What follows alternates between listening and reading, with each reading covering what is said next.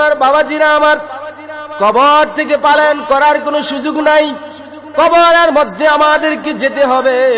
কবরের জীবনে যাওয়ার আগে আমার বাবা মালাকুল মাউত আজরাইল আলাইহিস সালাম আমার সামনে, আপনার সামনে চলে আসবে।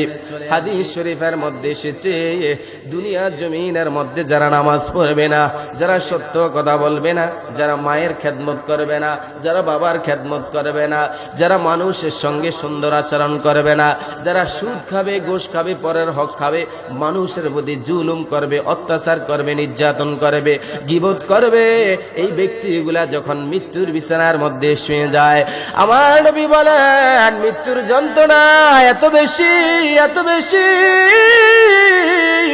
একটা মেয়ে যদি 100 মানুষ 100 তরোয়াল লইয়া একটা মানুষকে আঘাত করে, 100 মানুষ 100 ছুরি দিয়া যদি একটা মানুষকে আঘাত করে, তার কষ্ট কি কম না বেশি?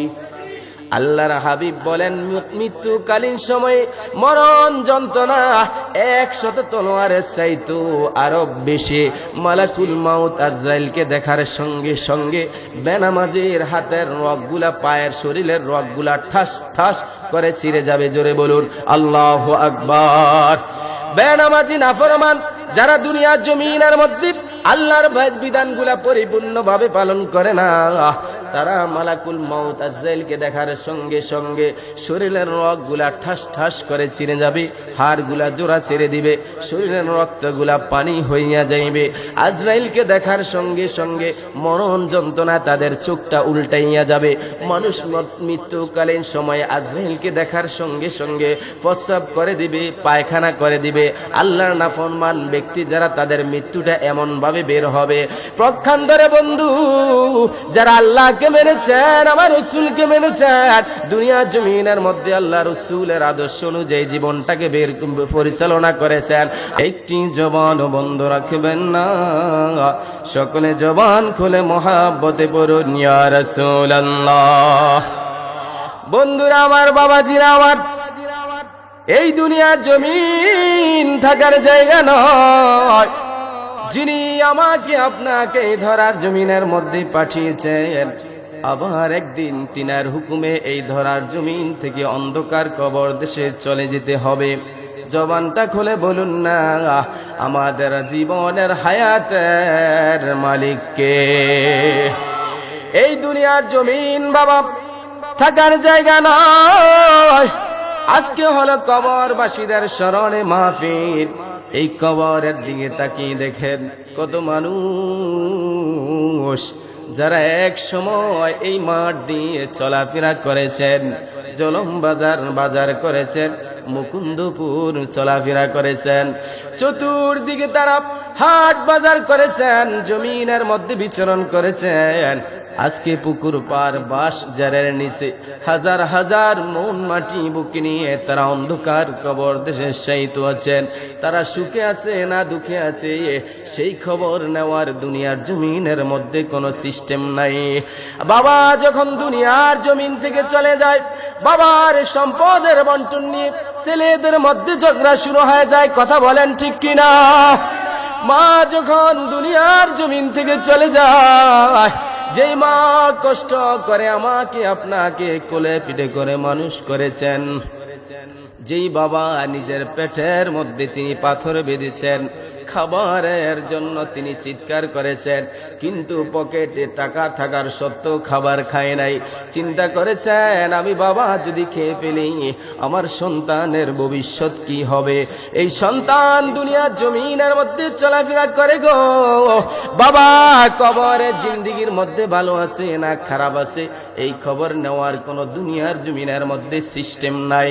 দুনিয়ার জমিনের মধ্যে যদি কারো বাড়ির মধ্যে আগুন লেগে যায়, শত শত মানুষ আছে আগুনটাকে নিবানোর জন্য, কিন্তু কবরের জিন্দেগির মধ্যে কোনো মানুষ যদি জাহান্নামের দাউ দাউ করে আগুনের মধ্যে বসবাস করে, সেই খবর নেওয়ার দুনিয়ার জমিনের মধ্যে কোনো আপনজন নাই। কথা বলেন ঠিক কিনা? এজন্য আমার বাবারা, বন্ধুরা, একটা মানুষ দুনিয়ার জমিনের মধ্যে যতক্ষণ তার ভিতরে রূহ আছে, ততক্ষণ সমাজের মধ্যে, গ্রামের মধ্যে তার দাম আছে। ভিতর থেকে যখন রুহটা বের হয়ে যায় তখন সমাজের মধ্যে, গ্রামের মধ্যে তার আর কোনো দাম নাই। কবরে জিন্দিগির মধ্যে বাবা মৃত্যুবরণ করে যেই লোকটা অন্ধকার কবর দেশের যাত্রী হয়ে যায়, ও আমার পদ্মানুসীন মা, এই দুনিয়ার জমিনটা আপনি মায়ের জন্য চিরস্থায়ী নয়, দুনিয়ার জমিনটা হচ্ছে ক্ষণস্থায়ী। একটা মানুষ যেদিন দুনিয়ার জমিন থেকে মৃত্যুবরণ করে অন্ধকার কবর দেশে চলে যায়, কবরের যাত্রী হয়ে যায়, 3 দিনের মাথায় সর্বপ্রথম তার নাকটা পচে যায়। এই নাকে পচে যাওয়ার জায়গা দিয়ে অসংখ্য কোটি কোটি পোকামাকড় বের হয়ে যায়। আপনার শরীরটাকে পোকামাকড় খাওয়া শুরু করে দিবে, শরীরের চামড়াগুলা সবগুলা পোকামাকড় খেয়ে ফেলবে। 6 দিনের মাথায় আপনার হাতের নখগুলা পড়ে যাবে। এ আমার বন্ধু, ও বাতাবাড়িয়া গ্রামের আমার মুরব্বী বাবা, 6 দিনের মাথায় আপনার হাতের নখগুলা পড়ে যাবে, মাথার চুল গুলা পরে যাবে। এই কবরের জিন্দিগির মধ্যে আপনার নিতর দেহটা পরে থাকবে। সন্তান হাট করবে, বাজার করবে, ফ্যামিলির মধ্যে সবার খাবার দাবার সবকিছু সুন্দরভাবে চলবে। এজন্য আমার বাবা একটু জবানটা খুলে দিয়ে বলবেন, আমাদের আসল ঘরের নাম কি? বিল্ডিং না কবর? মরণের চিঠি যখন আসবে আমার, কালিমার তালকিন দিও বারে বার। মরণের চিঠি যখন আসবে আমার, কালিমার তালকিন দিও বারে বার। প্রাণ বরে দেখিব চেহারা তোমার, কি উপায় হবে আমার? রাসূলুল্লাহ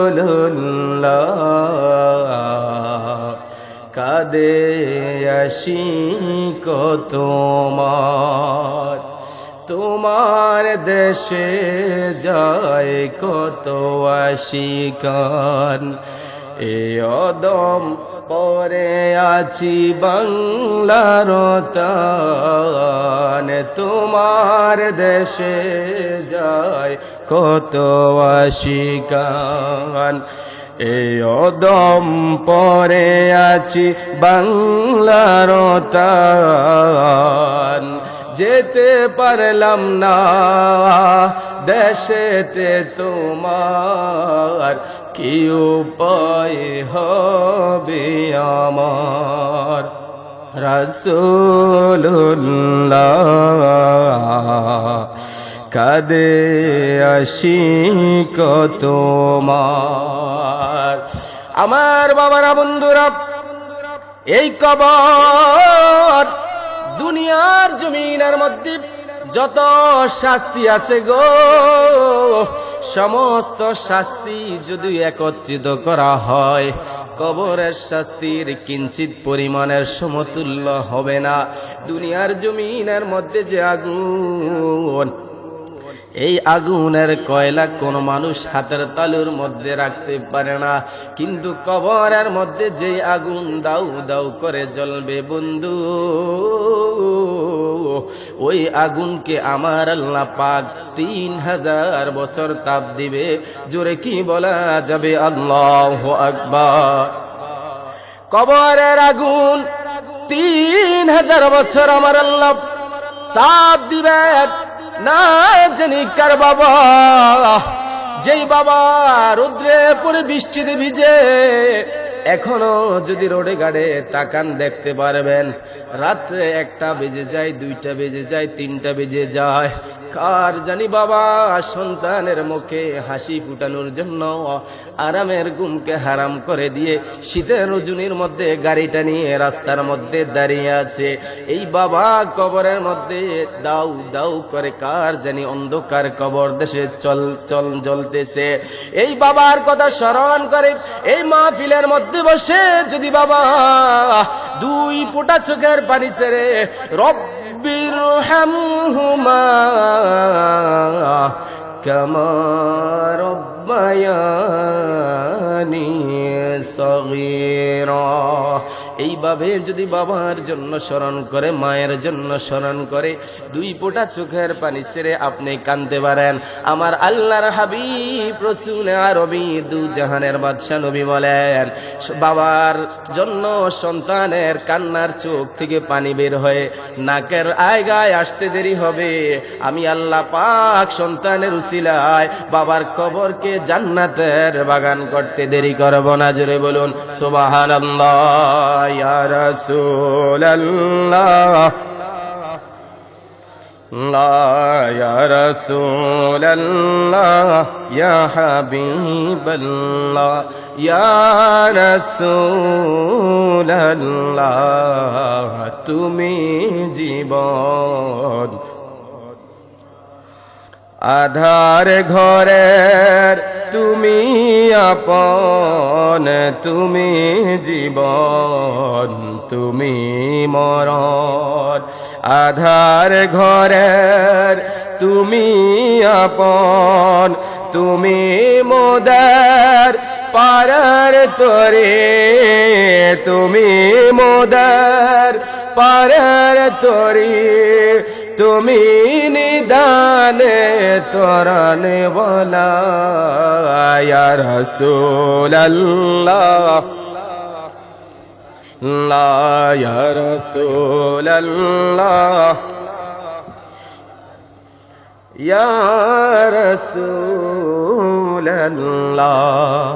তুমি মোদের আশার আলো, তাই তো তোমায় বাসি ভালো, তুমি মোদের, তাই তো তোমায় বাসি ভালো, হৃদয় নামের ফুলদানিতে গেথে রেখেছি প্রেমের মালা। ইয়া রাসূলাল্লাহ, ইয়া রাসূলাল্লাহ, এ আমার বাবা কবরের মধ্যে চলে যাবেন, আমার আল্লাহ রব্বুল আলামিন কোরআন শরীফের 30 নম্বর পারায় সূরাত আবাসার মধ্যে জানিয়ে দেয়, ইয়াউমা ইয়াফিরুল মারউ মিন আখি ওয়া উম্মিহি ওয়া আবি ওয়া সাহিবাতিহি ওয়া বানি, মানুষ যখন কবরের মধ্যে চলে যাবে, ওই দিন কবরের জিন্দেগির মধ্যে তার ভাই তার কোনো আপন হবে না, তার মা তার কোনো দিন আপন হবে না। এই দুনিয়ার জমিনের মধ্যে সন্তানের যিনি কোনো কষ্ট সহ্য করতে পারে না, তিনি হচ্ছেন তোমার এবং আমার মা। কিন্তু কবর এমন ডেঞ্জারের জায়গা, যেই জায়গার মধ্যে মা তার সন্তানকে পরিচয় দিবে না, বাবা তার সন্তানকে পরিচয় দিবে না, ভাই তার ভাইকে চিনবে না, বোন তার ভাইকে চিনবে না, ওয়া সাহিবাতিহি ওয়া বানি, স্বামী তার স্ত্রীকে চিনবে না, স্ত্রী তার স্বামীকে চিনবে না। এমন একটা জায়গা, যেই জায়গার মধ্যে আপনজন কেউ কাউকে চিনবে না, ওই জায়গাটার নাম হচ্ছে কবর।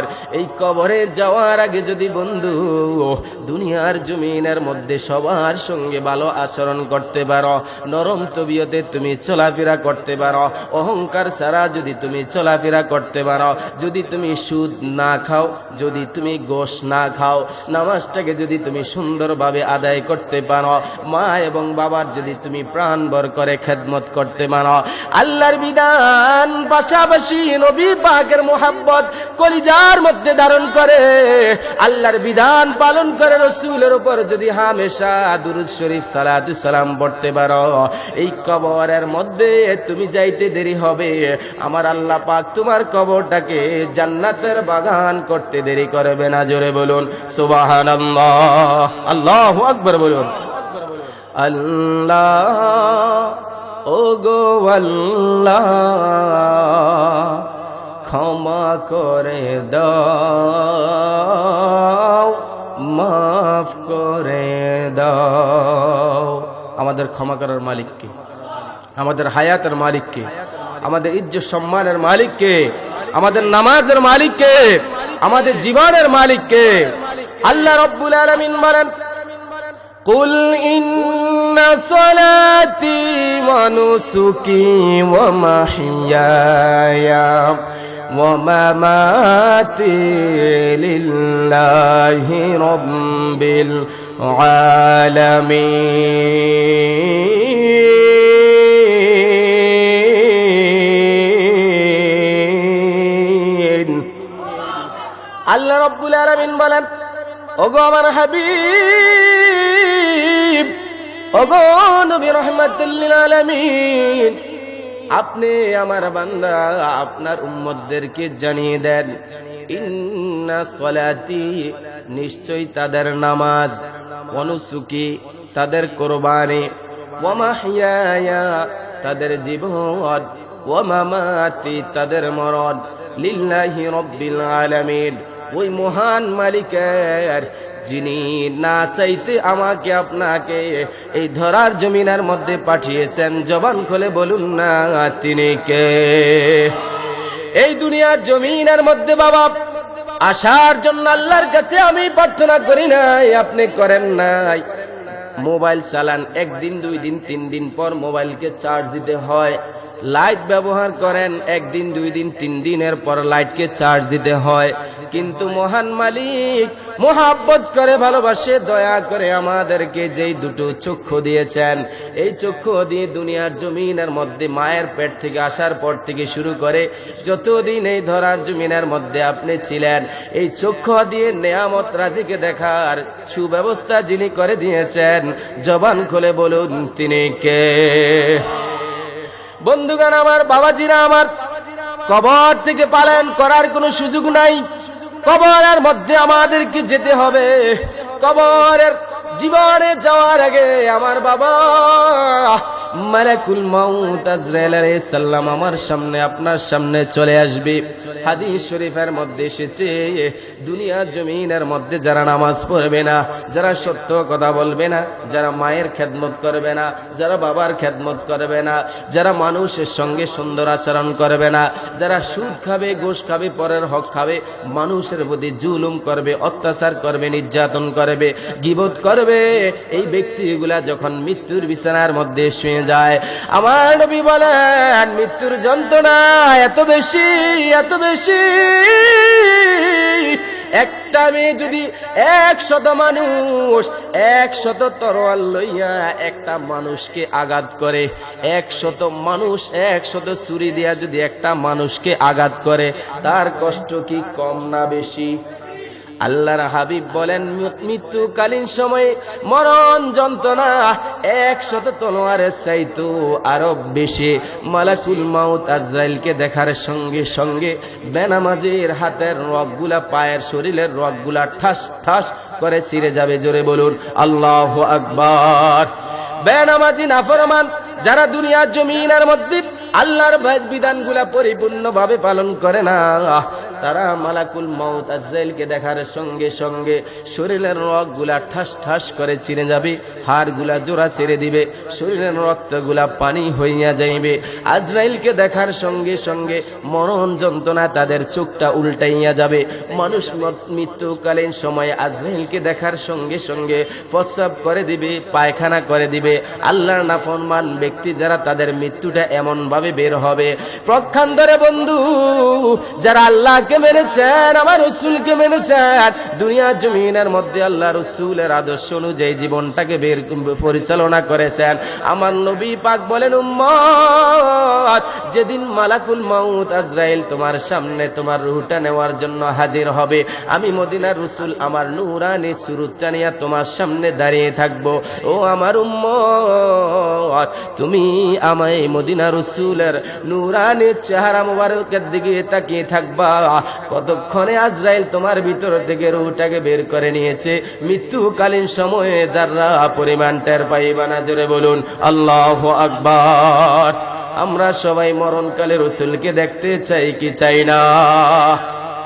আল্লাহর নবী বলেন মরণের থাবা যখন তোমাকে দিবে, তুমি যদি আমাকে ভালোবাসো, কাকে? রসুলকে। যদি আল্লাহকে ভালোবাসো, মৃত্যুকালীন সময়ে আজরাইল তোমাকে থাবা মারবে রুহটা নেওয়ার জন্য, এইদিকে আমি মদিনা রসুল নূরানি সুরত মুবারক নিয়ে তোমার সামনে দাঁড়িয়ে থাকবো। তুমি আমি মদিনা রসুলের চেহারা মুবারক দেখতে দেখতে দুনিয়ার জমিন থেকে রফিকি আলার দরবারে চলে আসবা। মৃত্যুকালীন সময়ে কিঞ্চিত পরিমাণ তুমি কষ্ট অনুভব করবে না। জোরে বলুন সুবহানাল্লাহ। যে রসুলকে দেখলে মরণ কষ্ট দূর হয়ে যায়, মরণকালে দুই নয়ন ভরে সেই নবী পাকের চেহারা মুবারক আমরা দেখতে চাই কি চাই না? দুই হাত তুলে বলুন, চাই কি চাই না? রসুলকে মরণকালীন সময়ে দেখতে হলে নামাজের প্রয়োজন আছে না নাই? আল্লাহ পাক সকলকে নামাজকে পরিপূর্ণভাবে হেফাজত করার তৌফিক দান করুক। সকলে পড়ি আমিন। বন্ধুরা আমার, বাবাজিরা আমার, মৃত্যুবরণ করে ফেললেন। আপনি চিন্তা করেন, আপনাকে ছাড়া সমাজ চলে না, আপনাকে ছাড়া সংসার চলে না। আপনি চিন্তা করেন, আমি যদি বাজার না করি আমার সন্তানগুলা কি খাবে, আমার সংসারটা শেষ হয়ে যাবে।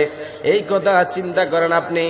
কিন্তু আপনার ভিতর থেকে রুহটা যখন বের হয়ে যাবে, আপনি যখন মৃত্যুবরণ করবেন, আপনার সন্তান বলবেন লাশকে আর বেশিক্ষণ রাখা যাবে না, আপনার স্ত্রী বলবেন লাশকে আর বেশিক্ষণ রাখা যাবে না, আপনার আত্মীয় স্বজন ভাই বন্ধু বলবেন লাশকে আর বেশিক্ষণ রাখা যাবে না।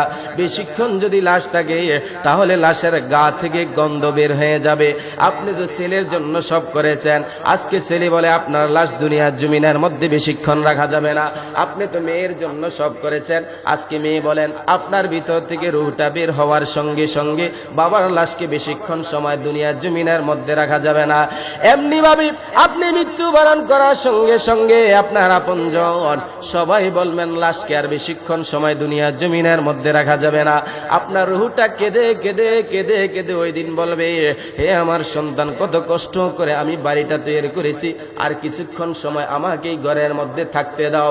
আপনার লাশটা ঘরের মধ্যে রাখবে না, ঘর থেকে বের করে উঠানের মধ্যে নিয়ে আসবে।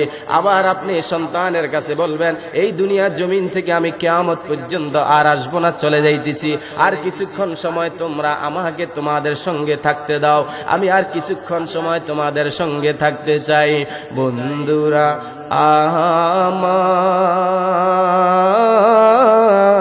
আমার, ও আমার মুরব্বী বাবারা, যুবক ভাইরা, এইভাবে আপনার রুহটা আপনার সন্তানের কাছে বলবে আর কিছুক্ষণ সময় থাকতে চায়। কিন্তু নিষ্ঠুর সন্তান বলবেন, দুনিয়ার জমিনের মধ্যে আমার বাবাকে বেশিক্ষণ রাখা যাবে না, যদি রাখে তাহলে লাশের গা থেকে গন্ধ চলে আসবে। যে স্ত্রীর সঙ্গে আপনি 40 বছর ঘর সংসার করেছেন বন্ধু, আপনার ভিতর থেকে যদি রুহটা বের হয়ে যায়, ওই রাত্রটা যদি আপনার স্ত্রীকে বলা হয় আপনার লাশের সঙ্গে থাকার জন্য, আপনার স্ত্রী আপনার সঙ্গে থাকবে না। যে সন্তানের জন্য আপনার হাতের চামড়াগুলাকে আপনি মোটা করে দিয়েছেন কাজ করতে করতে, রোদ্রে পুরে আপনার পিঠের চামড়াটা আপনি ক্ষয় করে ফেলেছেন, পা গুলা সব শেষ করে দিয়েছেন ছেলের জন্য।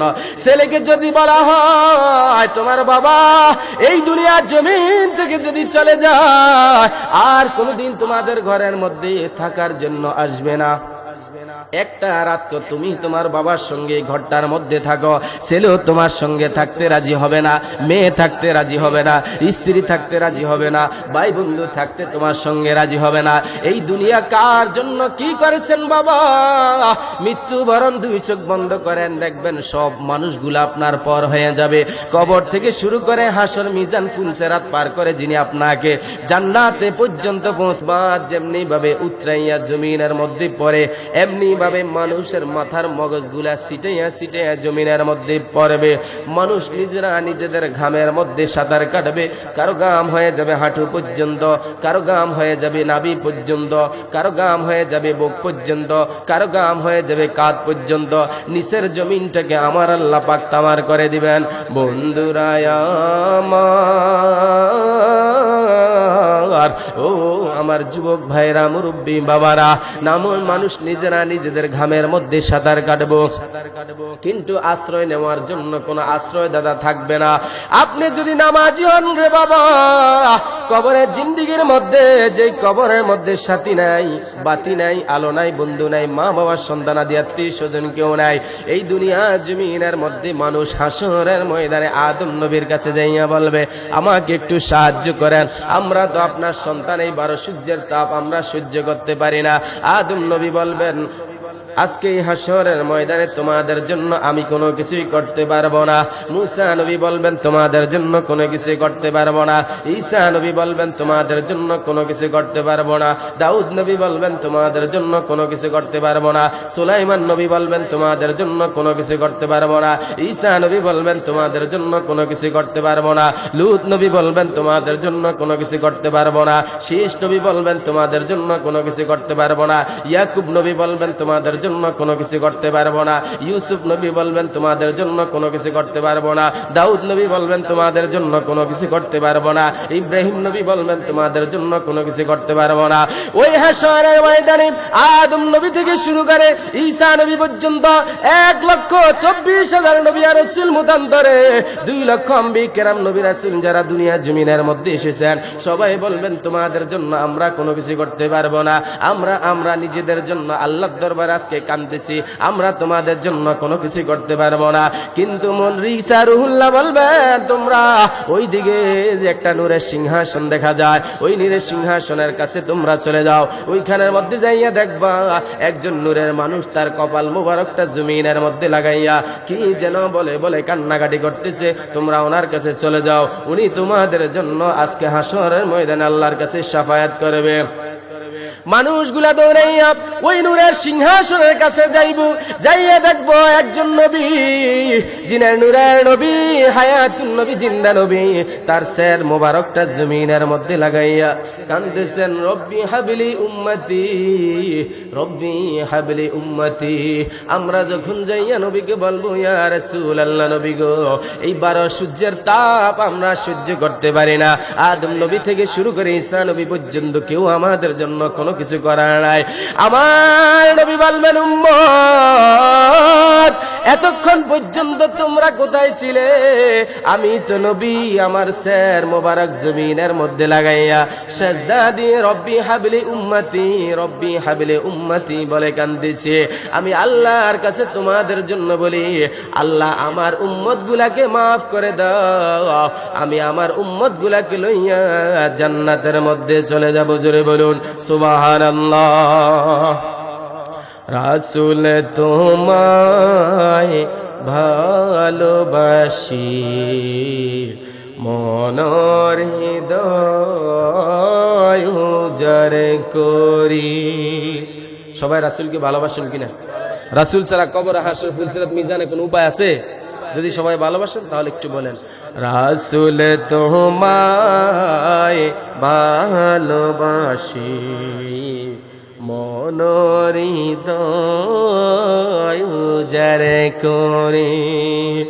বুকের মাঝে জ্বালায় আমার, দূর হবে তো মার দিদারে, দূর হবে তো মার দিদারে। ও গো আমার নূরের নবী, দেখিতে চাই তোমার নূরের ছবি।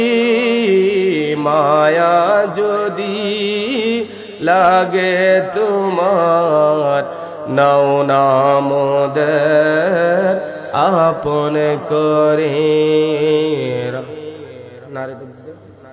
মায়া